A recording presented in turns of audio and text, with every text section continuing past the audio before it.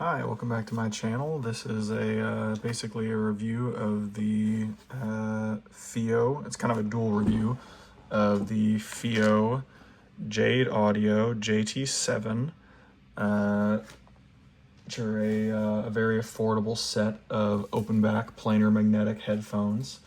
And then also the secondary review is of the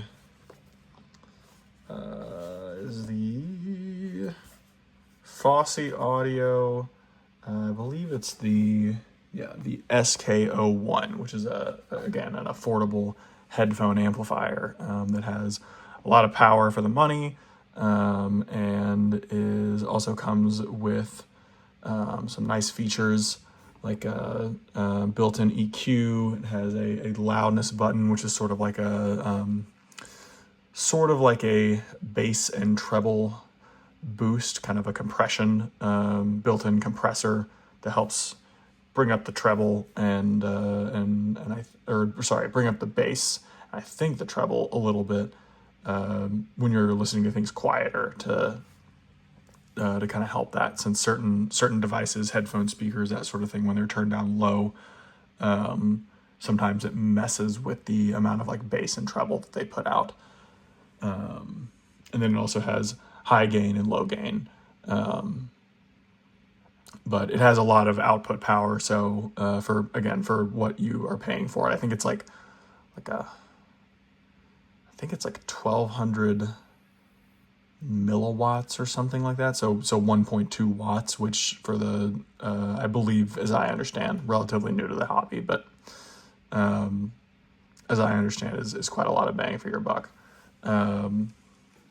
In terms of power to price, because the SK01 is about $80, and the Jade Audio JT7s are like $120 to $130, depending on when you catch them. So the pair together is a lot of good sound for that money. I don't have like official measurements or anything, so I'm just going off of my head. I have watched a couple reviews of people who do have measurements. The Honest Audiophile is somebody that I watch, and he's got good measurements for the JT7s and was pretty positive about them. If you want somebody else's opinion, so these are really just sort of my subjective opinions on it. But these are the headphone. They've got like a little bit of a mostly round, a little bit oval shape. So they're not perfectly round, but they're not like aggressively oval. It's all plastic build, but it feels like good plastic. You've got like a decent amount of swivel back and forth on the cups. You get some full articulation this way, and then a little bit of articulation this way. They fold up, actually, so they can fold very small for being like open back planar magnetic headphones. The strap is pretty comfy. It's got a sort of a divot here so you don't get a hot spot on your head. This padding is pretty good. They're fairly light, and the clamp is not super heavy. It's like enough clamp, basically, enough to kind of hold it in place, so that it's not like squeezing your head super hard, but it's not so little that it like doesn't sit on your head, like it doesn't slide down or anything like that. The pads, I actually like the pads a lot. They have like, it's kind of like a suede material here, and then it's got like a perforated, I'm sure it's like protein leather or something like that here, but they're pretty soft, they're squishy. I think they're memory foam or at least like some kind of like decent, like soft, springy foam. Inside you've got your left, right, so you can tell which one is which when you're putting them on.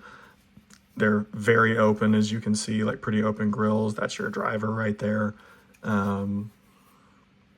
And yeah, they're just, I think they're really good for the money. My only real like decent-ish headphone that I have a lot of experience with is the Philips Fidelio X2HR, which I like them a decent amount. I feel like after listening to these, I think these are better. I don't think that they're like miles and miles better. So depending on like I think I paid basically the same for the Philips as I did for these. And I think for the same price, these are better, but they're not like, 2-3 times better in my opinion. I think what these do a lot better is they are not as peaky in the treble. My Philips, I feel like on a lot of things they sound good. I think on certain tracks they can get like pretty sibilant. I've been noticing that more, and I don't think these really do that as much. Just in general, I would say that these are a much more balanced sound than the Philips are. And then these also do bass, like true sub bass better, I think. The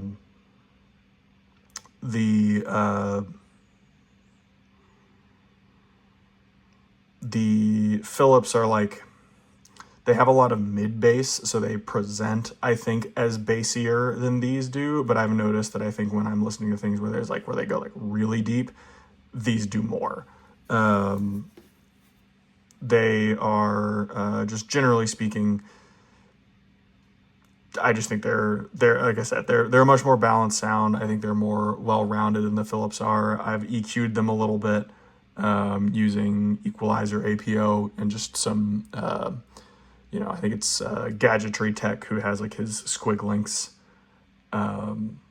profile. So I used a couple of those just to kind of like test them out. And these sound really good with some EQ. I haven't spent a lot of time EQing the Philips, but I imagine they would also do well with that, but I just haven't tried it, so I can't speak to it. But yeah, with EQ, I liked these before, and then I put EQ on, and it like, I'm ultimately returning these because I don't have like tons of money to blow on equipment right now. So it's gonna be until, in theory, if my channel goes a little harder, then I might keep equipment more often. But these are gonna go back. But if I could take them over the Philips, I would at this point if I hadn't already spent the money on the Philips long ago, basically.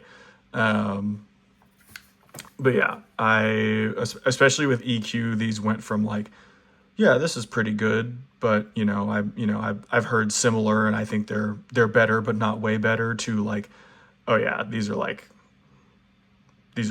great. So again, don't have a ton of things to compare to, but I would say that given what experience I do have, I think that for the money, for like $130-ish, I think these are a lot of bang for the buck, honestly. So yeah. And then I think I guess I mentioned the Fosse. Oh, the biggest issue sort of with these, if you're kind of trying to get into them on a budget, is they are a little power hungry. The impedance is low, but planar magnetics are just in general, I think, usually require a little more power. So using like the headphones.com calculator, I think it says that they want, I think it's like 60 milliwatts or something like that. So obviously the Fosse amp is definitely overkill for them to provide the amount of power that they need.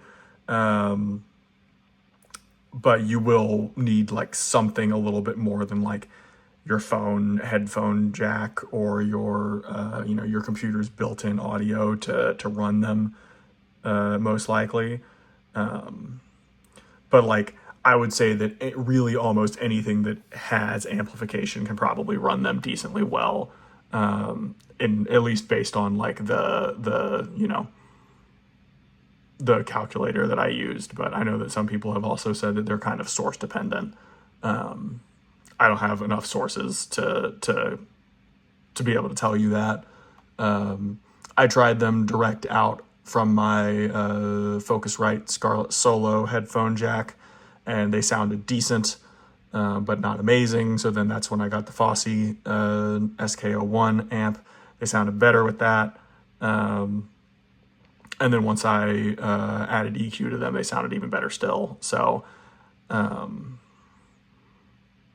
that's, I would say, the only sort of like negative to them is that you probably can't just buy these and be done. You probably also need to get like at least some kind of amplification for them. But they probably run decently well off of like a lot of dongle DACs and things like that too. So that's good.